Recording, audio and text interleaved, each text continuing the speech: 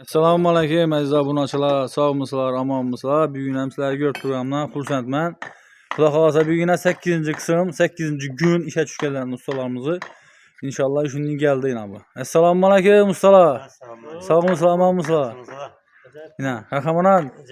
Siz olijmisiz? Malades ina. Tamam.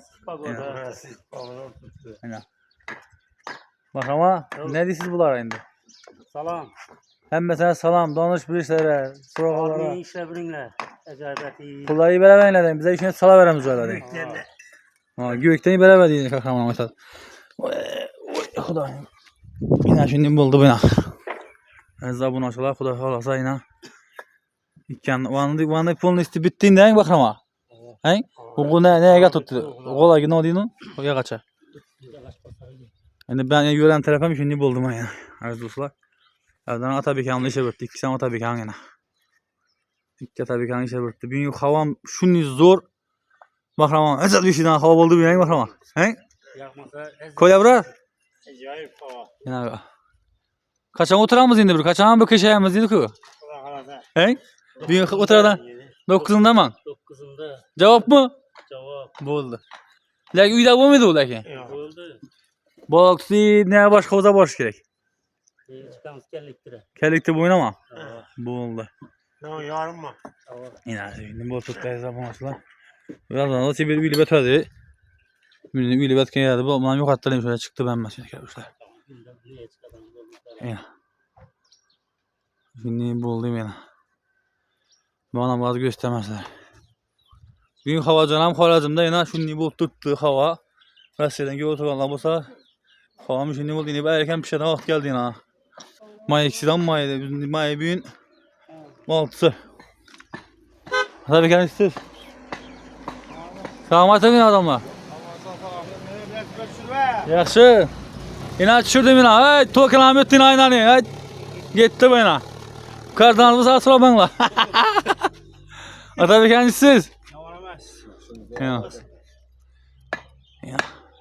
Tabii ki havanın da tuttu beni. Hava düşüme. Yine. Mesela. Hava düşen. Maalesef. Ne işe tutsundu siz bir de? Avuklar bundan çaplar. Kevuşa çapılar değil mi bu? İşlik edilgen zamı katrar gelene koyalım. Üşet ödekeyim ha valla. Bulan bir tane. En şuna gidelim. Şurayı. He, uğla net koy veririz. Zamı kat çıkar, diş çıkardı ki şöyle koyalım. Zamı konudan koy verin. Ustalar görse şunu o zaman. Yani şöyle düklap bağırlıklar kalsa. Bize şimdi gepler valla. Şimdi havam acayip. Bindi yağmur yağmıydı Xuda xolasa. Yağmur havası mesela ki salkın. Yani düşü. Hava bulup tuttu. Kevişemiz bu. Tabii ki akşam siz Murat Han nereye keviş bir turadıyız? Nereye ki ne? Ha böyle mi? Evet dostlar.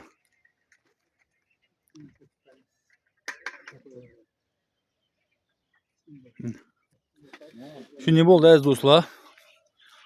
Bir anda yaxşı bir havayla. Mahrama.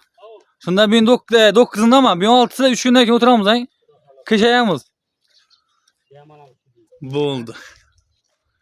Evet dostlar bizleri küzetip like'lara basıp kolla kuvvetlap durunlar. Bahramam donağalla, kahramanam donağalla. Hemen salam, sağ salamet bulunlar deyirlər.